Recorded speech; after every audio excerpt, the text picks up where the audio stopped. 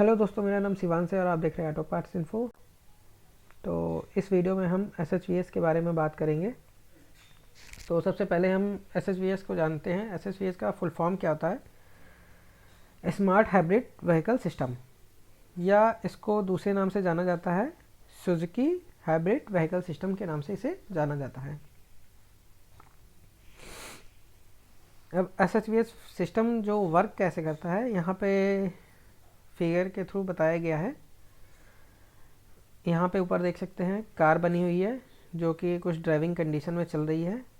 यहाँ पे हमारा जो SHVS व्हीकल है उसमें ये इस तरह की डिस्प्ले बन के आती है। तो उसमें हमारा जो पावर ट्रांसफ़र किस साइड हो रहा है ये हम यहाँ पे देखेंगे। तो ए जो है हमारा, यहाँ पे आप देख सकते हैं ये स्टेट ऑफ SHVS के स्टेट पे है। और ये जो बी स्टेट है हमारा, ये हमारा है स्टेट ऑफ व्हीकल। और सी जो है हमारा ये वाला, ये है display of energy flow. Energy का फ्लो किस साइड कैसे हो रहा है ये उसको इंडिकेट करेगा। तो यहाँ पे आप देख सकते हैं चौथा नंबर जो ये है, ये हमारा है व्हीकल स्पीड। व्हीकल स्पीड को बताएगा। और यहाँ से आप देख सकते हैं पांचवा नंबर हमारा है नॉर्मल ड्राइव कंडीशन है, जैसे कि विदाउट स्लोप हाईवे जैसे हम चल रहे हैं तो ये नॉर्मल ड्राइविंग कंडीशन हो गई। मान लीजिए हाईवे जो है हमारा वो नॉर्मल ड्राइविंग कंडीशन है। यहाँ पे 6 नंबर जो है ये हमारा इस समय गाड़ी डीएक्सलेट हो रही है। डीएक्सलेट तब होगी जैसे कि हम किसी भी स्लोप वाली जगह से गाड़ी को उतारेंगे, जैसे या पुल मान लीजिए या फिर पहाड़ से मान लीजिए, कहीं से भी हम गाड़ी को उतारते हैं तो उस कंडीशन में गाड़ी जो होती है डीएक्सलेट होती है। गाड़ी की स्पीड डाउन होगी अगर हम एक्सीलेटर पेडल नहीं लेंगे। फिर से यहाँ पे 7 नंबर में आपको दिखाया गया है इंजन हमारा जो है, गाड़ी जो हमारी ऑटो स्टॉप हो गई है। उसके बाद यहाँ पे 8 नंबर में हमें दिखाया गया है कि जो हमारी गाड़ी है वो ऑटो रिस्टार्ट हो गई है। 9 नंबर क्या है, हम स्लोप के ऊपर चढ़ रहे हैं फिर से। तो 9 नंबर में क्या हुआ, हमने एक्सीलेटर पैडल को प्रेस करेंगे, उस कंडीशन में ये हमारी गाड़ी जो स्लोप है उसको पार करेगी। और फिर 5 नंबर जो है ये आ गया हमारा, फिर से 5 नंबर स्टार्ट हो गया कि नॉर्मल ड्राइविंग कंडीशन में हो गई। तो इसी कंडीशन में ही गाड़ी हमारी चलती है। 1 2 3 4 5, इन 5 ही कंडीशन में गाड़ी हमारी चलती है और इसी को ही रिपीट होता है। तो स्टार्ट करते हैं हम पहले ये 5 नंबर से।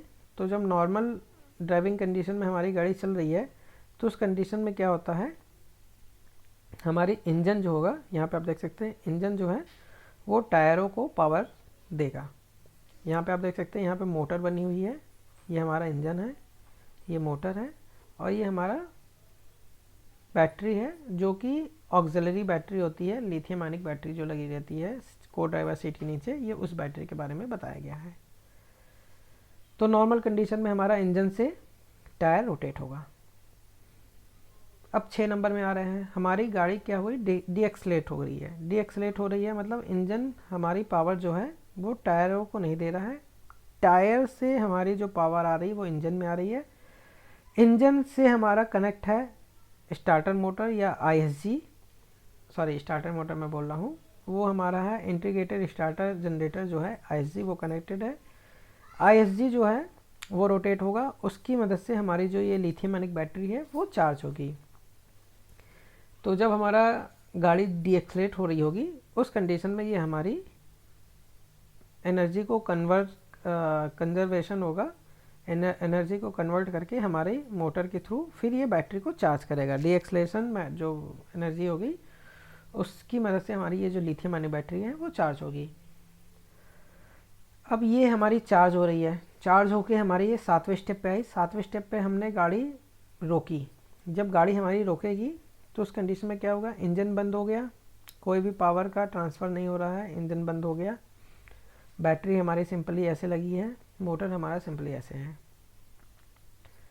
उसके बाद 8 नंबर में क्या है, हमारी ये इंजन रोटेट होगा, जो कि आईएसजी है हमारा, आईएसजी की मदद से इंजन हमारा स्टार्ट होगा। तो यहाँ पे यही बताया जा रहा है कि हमारा इंजन स्टार्ट हुआ है। इंजन पे थोड़ा सा फ्लैश किया गया है कि इंजन हमारा रोटेट हुआ, घूमा, इंजन हमारा स्टार्ट किया। उसके बाद हम गाड़ी को फिर चलाएंगे।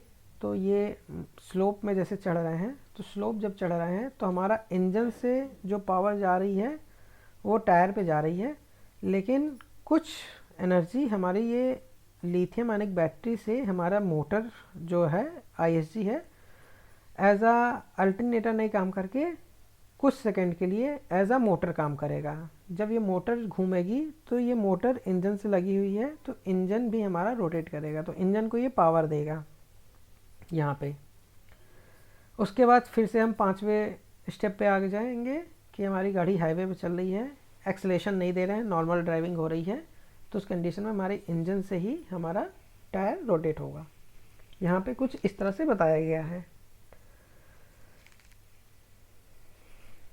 चलते हैं हम नेक्स्ट स्लाइड में। तो इंजन रिस्टार्ट मोड कैसे काम करता है, यहाँ पे कुछ ग्राफ के थ्रू बताया गया है। तो इंजन रिस्टार्ट मोड जो होता है हमारे इस समय 2 तरीके की गाड़ी आ रही है, विद आईएसजी जो रहता है उसमें, और एक होते हैं विदाउट आईएसजी।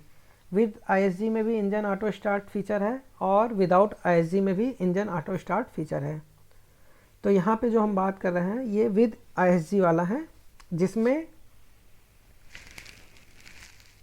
यहाँ पे सिंपली बताया गया है कि आईएसजी वाली जो हमारी गाड़ी रहती है उसमें जो गाड़ी को स्टार्ट करने के लिए, क्रैंक शाफ्ट को रोटेट करने के लिए हम आईएसजी रोटर का इस्तेमाल करते हैं। जैसे कि जिसमें आईएसजी नहीं लगा हुआ है और उसमें ऑटो स्टार्ट फीचर है, तो वो उसमें जो होता है हमारा स्टार्टर मोटर इंजन को रोटेट करता है। लेकिन आईएसजी वाला जो हमारा व्हीकल है उसमें आईएसजी रोटर जो होगा वो क्रैंक शाफ्ट को रोटेट करेगा by the ISG drive belt. जो आईएसजी बेल्ट होगी उसकी मदद से हमारा इंजन स्टार्ट होगा। इससे आईएसजी बेल्ट से स्टार्ट होने से क्या मदद, इससे फ़ायदा क्या है, तो बेसिकली क्या है इसमें फ़ायदा ये रहता है कि हमारा जो गाड़ी स्टार्टिंग है वो कम नॉइज़ जनरेट करेगा। एक तरह से मान लीजिए नॉइज़ फ्री स्टार्टिंग हो जाएगी। जैसे कि स्टार्टर मोटर रोटेट करता है तो स्टार्टर मोटर की आवाज़ आती है, वो हमारी जाके फ्लाई व्हील से अटैच होगी, उसके बाद वो रोटेट करता है फ्लाई व्हील को। लेकिन यहाँ पे वो चीज़ नहीं होगा, वो डायरेक्ट आईएसजी जो है वो बेल्ट के थ्रू लगा हुआ है इंजन की मेन पुली से, तो वो इंजन की मेन पुली को आईएसजी रोटेट कर देगा, जिससे कि हमारी गाड़ी इंजन स्टार्ट हो जाएगा। यहाँ पे बताया गया है कि जब गाड़ी को हमारी आइडियल स्टॉप से स्टार्ट होती है आईएसजी वाली गाड़ी में, तो इसमें क्या है कि स्टार्टिंग जो है अपना स्टार्टिंग स्पीड, मान लीजिए आरपीएम जो है, उस आरपीएम को एक कम से कम आरपीएम पे स्टार्ट करता है। मतलब जितनी मिनिमम उसका आरपीएम होना चाहिए, जो मैक्सिमम आरपीएम खींच देता है। जैसे गाड़ी हम पहली बार स्टार्ट करते हैं तो एक बार 1000-1500 की आरपीएम तक पहुंचता है, उसके बाद वो डायरेक्टली ऑटोमेटिकली आइडियल आरपीएम पे आता है जब गाड़ी को हम स्टार्ट करते हैं। लेकिन जो आईएसजी वाला है उसमें ऐसा नहीं है, जो मिनिमम से मिनिमम आरपीएम रहेगा उस आरपीएम तक ये राइज करेगा, उसके बाद हमारे इंजन को स्टार्ट कर देगा और आइडियल आरपीएम को मेंटेन करेगा।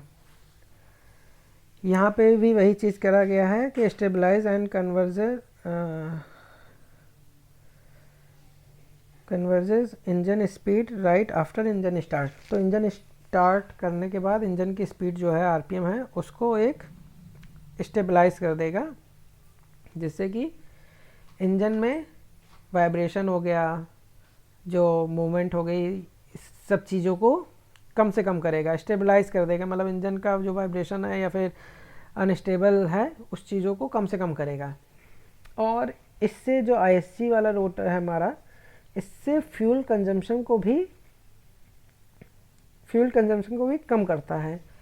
और फ्यूल कंजम्पशन को कम कैसे करता है, इसके लिए हमें ये ग्राफ देखना पड़ेगा। तो यहाँ पे आप देख सकते हैं ये जो ए है हमारा ब्लैक लाइन है, ये हमारे ISG मॉडल का है, और ये जो डॉट डॉट आप लाइनिंग देख रहे हैं ये हमारा है कन्वेंशनल इंजन ए स्टॉप मॉडल, जो नॉर्मली अभी इस समय आ रही है, स्विफ्ट हो गई, वैगन आर हो गई, उसमें ये वाला विदाउट ISG का आ रहा है। तो यहाँ पे बताया गया है ये जो है हमारा इंजन स्पीड है, इंजन का RPM है। तो आप ये देख सकते हैं जितना ऊपर जाएंगे उतना RPM हमारा बढ़ेगा, ए पोजीशन।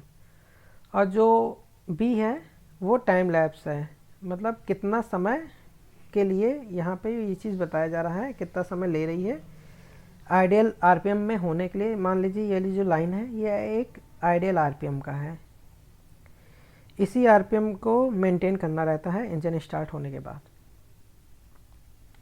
तो आप यहाँ पे देख सकते हैं जो एक नंबर है वो स्टार्टिंग पॉइंट ऑफ, यहाँ पे है starting point of auto restart, और ये बोथ मॉडल के लिए है, मतलब हमारा ISG मॉडल और कन्वेंशनल इंजन ए स्टॉप मॉडल ये दोनों के लिए है। तो यहाँ पे हमारे गाड़ी को स्टार्ट किया जा रहा है, मतलब रिस्टार्ट किया जा रहा है इंजन को।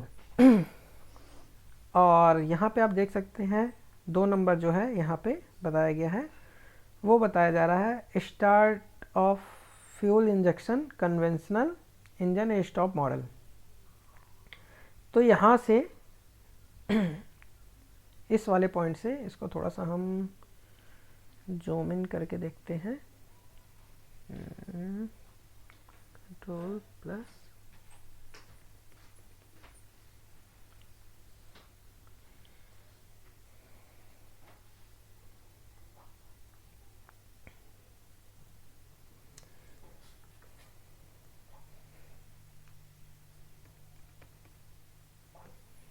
ठीक है। तो इस वाले पॉइंट से हमारा जो रहता है वो फ्यूल को इंजेक्शन चालू जाता है हमारा, ये 2 नंबर से, यहाँ वाले पॉइंट से, इस पॉइंट से हमारा फ्यूल को इंजेक्शन चालू हो गया, जो कि है कन्वेंशनल इंजन ए स्टॉप मॉडल। जैसे हमने क्लच पैडल को दबाया, वो यहाँ से जैसे ही हमने क्लच पैडल को दबाया हमारा इंजन स्टार्ट होना चालू हुआ, किसकी मदद से, स्टार्टर मोटर की मदद से। स्टार्टर मोटर की मदद से जब इंजन रोटेट होना चालू हुआ, वैसे ही फ्यूल इंजेक्शन हमारा चालू हो गया। अब यहाँ पे जो RPM उठा रहा है, यहाँ पे मान लीजिए 1 2 3 4 मान लेते हैं, यहाँ पे कुछ RPM बताया नहीं गया है, तो इस एक लाइन को हम मान लेते हैं 200 RPM है, दूसरा हमारा 400, तीसरा हमारा 600 और चौथा हमारा 800 RPM है। तो यहाँ से लेके इस लाइन तक, 3 नंबर लाइन तक हमारा जो है, यहाँ तक हमारा फ्यूल इंजेक्शन चालू हुआ है। फ्यूल का इंजेक्शन चालू हुआ, उसके बाद यहाँ से फिर स्टेबलाइज हो गया, यहाँ तक मैक्सिमम RPM तक गया है। यहाँ पे फ्यूल इंजेक्शन अपना जो भी रहेगा वो स्टेबलाइज करते हुए धीरे धीरे धीरे धीरे धीरे धीरे यहाँ पे आके हमारा इंजन के RPM को स्टेबलाइज करेगा। अब यहाँ पे हम देखते हैं ये जो हमारा ब्लैक वाला है लाइन, ब्लैक लाइन हमारी किसकी है, ये ISG मॉडल की है। अब ISG मॉडल में क्या हो रहा है, यहाँ पे जो starting point of fuel injection है यहाँ पे दिखाया गया 3 नंबर पे। तो बेसिकली यहाँ पे हमारा स्टार्टर मोटर ने रोटेट करना चालू किया, हमारा फ्यूल इंजेक्शन यहाँ से ही चालू हो गया, स्टार्टिंग जैसे किया वैसे ही फ्यूल इंजेक्शन चालू हो गया। उसके बाद एक निश्चित जो RPM भी है वो भी हमारा मैक्सिमम RPM यहाँ तक जा रहा है, 800 RPM तक जा रहा है। और जो ISG मॉडल है, ISG मॉडल में क्या हो रहा है, हमारा इंजन को रोटेट करना चालू किया ISG ने, हमारा यहाँ से लेके 100 RPM से, मान लेते हैं 100 RPM से लेके ये 600 RPM तक, ये एक डाटा में नहीं है यहाँ पे कि 600 RPM तक जाएगा, ये मैं एक एग्जांपल के तौर पे बता रहा हूँ कि 0 से लेके 600 RPM तक इसने लेके गया है, ISG ने इंजन को रोटेट किया है। उसके बाद यहाँ पे इंजेक्शन चालू किया, जिससे कि इंजन तो रोटेशन में आ गया। उसके बाद इंजेक्शन को चालू करके इंजन को स्टार्ट किया, जिसमें कि हमारा इंजन रोटेशन में आ गया पहली बात तो। और उसके बाद यहाँ पे इंजेक्शन चालू किया और मिनिमम से मिनिमम जितना फ्यूल जाना चाहिए उतना मिनिमम से मिनिमम फ्यूल दिया। और एक आरपीएम जो है हमारा राइज होना चाहिए, वो राइज नहीं करके एक स्टेबलाइज कर दिया हमारा। थोड़ा सा आरपीएम हमारा बढ़ा, उसके बाद ये जाके स्टेबलाइज कर दिया, आइडियल आरपीएम पे ले आके छोड़ दिया। और यहाँ पे आप देख सकते हैं जो हमारे इंजन को स्टेबलाइज करने के लिए जो इंजन ए स्टॉप वाला है इंजन, उसको यहाँ तक लंबा समय लग रहा है इंजन को स्टेबलाइज करने के लिए, आइडियल आरपीएम में लाने के लिए। और वहीं आप देखिए यहाँ पे एसजी जो है, एसजी वाला मॉडल है, वो यहीं पे कहीं पे आके हमारा इंजन को स्टेबलाइज कर दे रहा है। तो ये बेसिकली ये क्या है, थ्योरेटिकल है, इसका जो प्रोसेस है उसको मैं समझाना चाह रहा हूँ यहाँ पे कि इस तरह से ये हमारा एसजी मॉडल जो है वो काम करता है, रिस्टार्ट करता है थ्योरेटिकली। और इसी तरह से हमारा जो प्रैक्टिकली भी है वो भी बेसिकली इसी तरह से काम करता है। तो उसके लिए आपको डाटा देखना पड़ेगा, कैसे क्या है, कंपेयर करना पड़ेगा गाड़ी से। अब यहाँ पे आप देख सकते हैं एसएचवीएस सिस्टम का जो इनपुट सिग्नल है और आउटपुट सिग्नल है वो कहाँ कहाँ जाता है और कौन कौन सा इनपुट सिग्नल लेता है हमारा ईसीएम। तो बेसिकली ये हमारा ईसीएम है। ईसीएम में इंजन ए स्टॉप का है, एसएचवीएस कंट्रोलर है, indicator light control, can communication हो गया, वार्निंग बजर कंट्रोल है, सेल्फ डायग्नोसिस करेगा, सेल्फ डायग्नोसिस फंक्शन होता है और फेल सेफ फंक्शन होता है। सेल्फ डायग्नोसिस में क्या है कि इंजन उस चीज़ को डायग्नोस करेगा कि हाँ ये चीज़ ठीक है, अगर ठीक है तो आगे प्रोसेस होगा, अदरवाइज फेल सेफ मोड में चला जाएगा। उसकी जो लिमिटेशन होगी उस लिमिटेशन को एक्टिव कर देगा कि जैसे मान लीजिए कोई डीटीसी आ रहा है तो उस कंडीशन में क्या है, पर्टिकुलर एक आरपीएम हो गई कि 2000 से आरपीएम ऊपर नहीं जाएगा, तो ये फेल सेफ मोड हो गया, जिससे कि हमारे उस पार्ट को नुकसान ना पहुँचे, इसलिए वो फेल सेफ मोड में ईसीएम को डाल देगा। अब यहाँ पे इनपुट सिग्नल कहाँ कहाँ से जा रहा है तो ये देख सकते हैं, electric load current sensor and battery temperature sensor.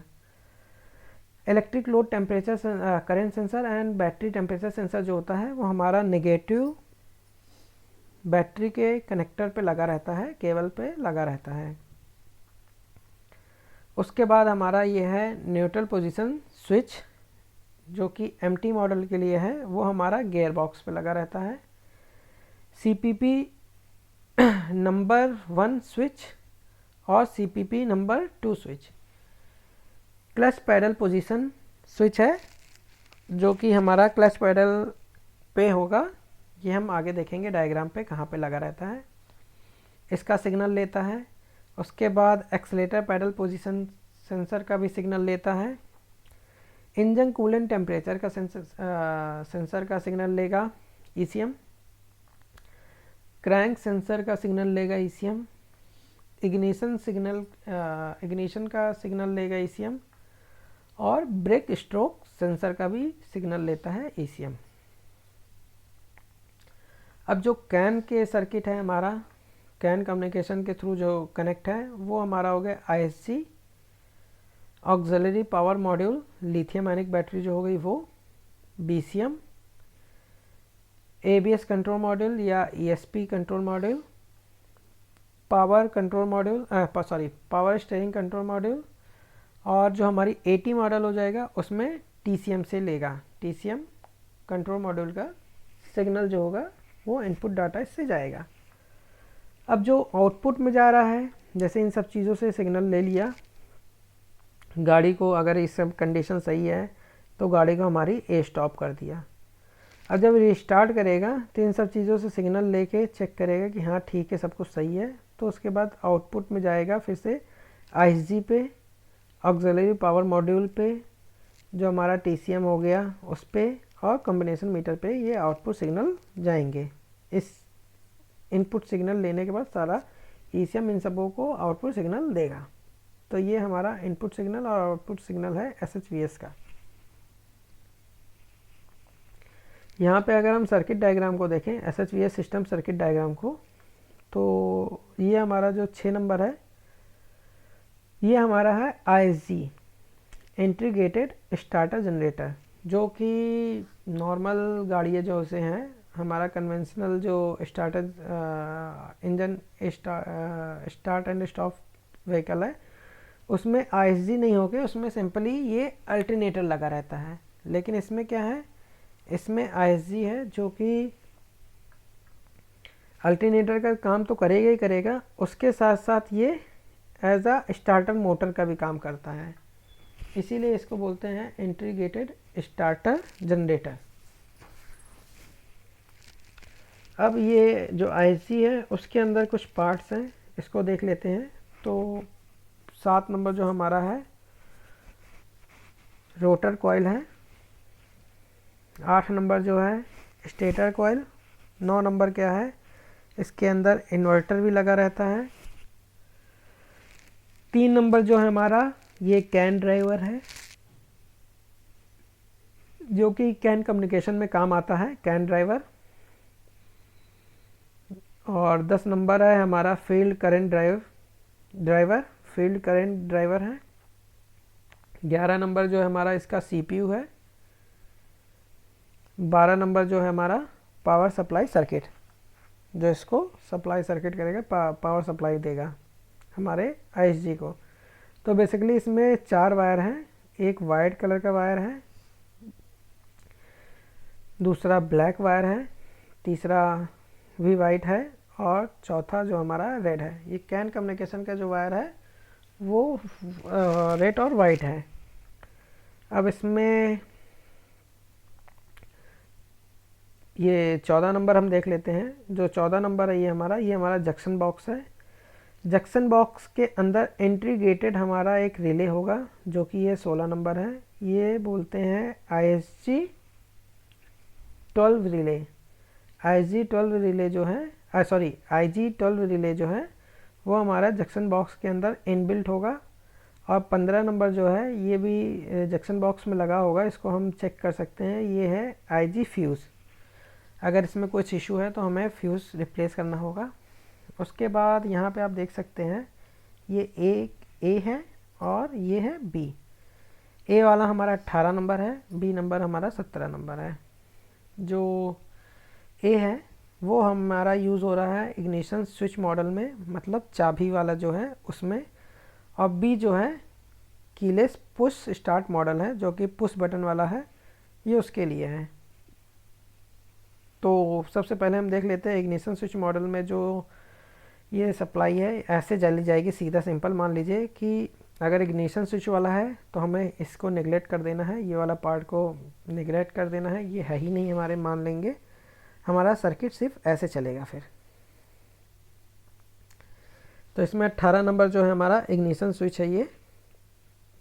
अगर इग्निशन स्विच में कुछ इशू होगा तो भी हमारा ये आगे इसको सप्लाई नहीं होगी, क्योंकि यहाँ से हमारा 12 वोल्ट करंट चल रहा है। 12 वोल्ट हमारा जो है वोल्टेज यहाँ से चलेगा।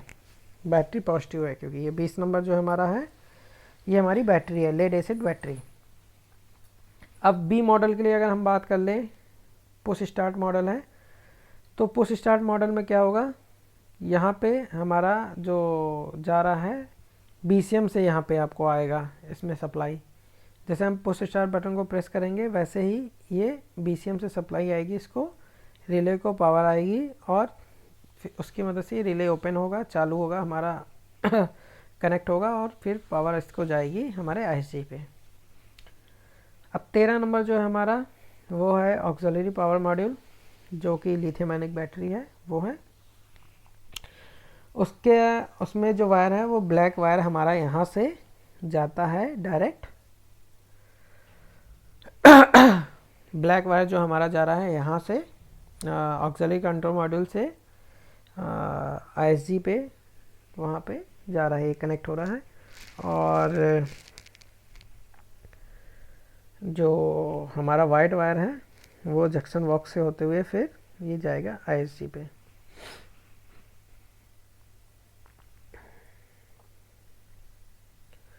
अब ये 1 नंबर जो है हमारा, ये हमारा ECM हो गया। ECM हमारा ब्रेक स्ट्रोक जो है हमारा 2 नंबर जो है ब्रेक स्ट्रोक सेंसर है, वहाँ से डाटा लेगा। अगर जो वैक्यूम है हमारा ब्रेक स्ट्रोक का, अगर वो कम रहेगा तो उस कंडीशन में भी गाड़ी हमारी फिर इंजन ऑटो स्टॉप फीचर वो वर्क नहीं करेगा। तो ये सारा डाटा इधर से भी लेगा ये। 3 नंबर जो हमारा है ये कैन ड्राइवर है, ECM के अंदर रहेगा। और जो 4 नंबर जा रहा है फिर ईच कंट्रोल मॉड्यूल, जो जितने भी कैन कम्युनिकेशन है, बेसिकली ये कैन कम्युनिकेशन है, तो आगे के कंट्रोल मॉड्यूल्स में एज इट इज़ चलते चले जाएंगे। तो ये कुछ था हमारा SHVS का इलेक्ट्रिकल सर्किट डायग्राम। अब अगर हम कंपोनेंट की बात करें तो कंपोनेंट कहाँ कहाँ लगा हुआ है, तो स्टार्ट करते हैं हम। पहले ये जो हमारा ये इंस्ट्रूमेंट क्लस्टर है, इंस्ट्रूमेंट क्लस्टर हमारा 2 टाइप का है, C और D, सेगमेंट डिस्प्ले और कलर डॉट डिस्प्ले, 2 टाइप के हमारे रहेंगे। तो उसमें है ये 8 नंबर, 9 नंबर, 10 नंबर है ऐसा, इसमें भी, और इसमें भी है 8, 9, 10। और लाइट की पोजीशन कहाँ पे रहेगी ये चीज़ बताया गया है, कहाँ पे कौन सी वार्निंग लाइट रहेगी। तो जो 8 नंबर है उसको हम बोलते हैं चार्जिंग वार्निंग लाइट। 9 नंबर जो है हमारा इंजन ए स्टॉप वार्निंग लाइट, ये लाइट अगर पीले कलर की रहेगी, और ये लाइट जो हमारी होगी रेड कलर की रहेगी। और 10 नंबर वाली जो लाइट है ये वाइट कलर की रहती है, इसको बोलते हैं D acceleration energy regeneration indication light. जब ये लाइट कब जलेगी, ये लाइट हमारी जलेगी इस कंडीशन में, जब हमारी जो लिथियम आयनिक बैटरी है वो चार्ज होगी, डी एक्सलेशन होगा जब हमारी गाड़ी का, उस कंडीशन में ये लाइट हमारी जलेगी। और जैसे डी एक्सलेशन बंद हो जाएगा वैसे ही लाइट बंद हो जाएगी। तो ये लाइट आ रही है, जा रही है, तो इसका मतलब ये है कि हमारा जो रीजनरेशन है वो वर्किंग है। इसके लाइट आने से कोई दिक्कत नहीं है। ये जो चार्जिंग वार्निंग लाइट आ रही है इसके आने से दिक्कत है। और 9 नंबर की अगर लाइट हमारी आ रही है तो ये लाइट आने से भी दिक्कत है, इंजन स्टार्ट होने के बाद अगर नहीं जा रही तो इस कंडीशन में हमें गाड़ी को चेक कराना होगा। तो अब स्टार्ट करते हैं हम 1 नंबर से। 1 नंबर जो है हमारा ECM, उसकी लोकेशन यहाँ पे इंजन कंपार्टमेंट के अंदर रहेगी। उसके बाद 2 नंबर जो है हमारा ISG है, वो इंजन में यहाँ पे कुछ लगा रहेगा, अल्टरनेटर या इंटीग्रेटेड स्टार्टर जनरेटर के नाम से इसे जाना जाता है। मार्केट में से लोकल मार्केट के लोग हैं इसे ISG नहीं अल्टरनेटर के नाम से जानते हैं। बहुत से कस्टमर अल्टरनेटर के नाम से ही जानते हैं क्योंकि ये बैटरी को चार्ज करता है। तो ये जो ISG है ये बैटरी को चार्ज भी करता है और एज अ मोटर भी काम करता है। उसके बाद हमारा 3 नंबर जो है ये ऑक्सिलरी बैटरी है, जो कि को ड्राइवर सीट के नीचे ही लगी रहती है। उसके बाद 4 नंबर जो हमारा है ये लिथियम आयनिक बैटरी है, लेड एसिड बैटरी। उसके बाद ये जो 5 नंबर है न्यूट्रल पोजीशन स्विच, ये हमारा सिर्फ मैनुअल ट्रांसमिशन वाली मॉडल में मिलेगा, जो कि यहाँ पे लगा रहेगा आपको। इसको थोड़ा सा हम अगर जूम इन करते हैं तो आप देख सकते हैं कुछ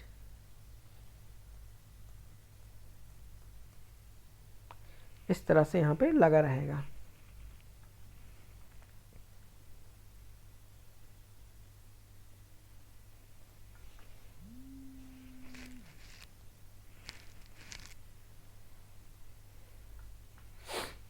और ये जो हमारा है B, ये है हमारा 80 मॉडल में, 80 वाले मॉडल में मिलेगा। और इसको बोलते हैं हम TCM, ट्रांसमिशन कंट्रोल मॉड्यूल, जो कि हमारे 80 वाले मॉडल में यहाँ पे मिलेगा, गियर बॉक्स पे लगा हुआ। उसके बाद इस स्लाइड में यहाँ पे देखेंगे तो 7 नंबर जो है हमारा ये, इसको कॉम्बिनेशन मीटर जार बोलते हैं इस वाले पार्ट को। उसके बाद यहाँ पे है ए मैनुअल ट्रांसमिशन वाला है, इसमें 12, 13, 14, 15। तो ये हमारा जो पैडल है एक्सीलेटर पैडल असेंबली है, इसी के अंदर accelerator pedal position sensor inbuilt रहता है। क्लच पैडल में ऊपर की तरफ और नीचे की तरफ 2 स्विच लगे होंगे जिन्हें हम बोलते हैं APP सेंसर। यहाँ पे आपको लोकेशन दिखाई गई है। Clutch pedal position switch number 1 और clutch pedal position sensor switch number 2। तो ये कुछ है हमारा कंपोनेंट जो हैं उनकी लोकेशन के बारे में यहाँ पे बताया गया है। तो आई होप आपको इन्फॉर्मेशन अच्छी लगी होगी ISG से रिलेटेड, SHVS से related. Thank you for watching auto parts info.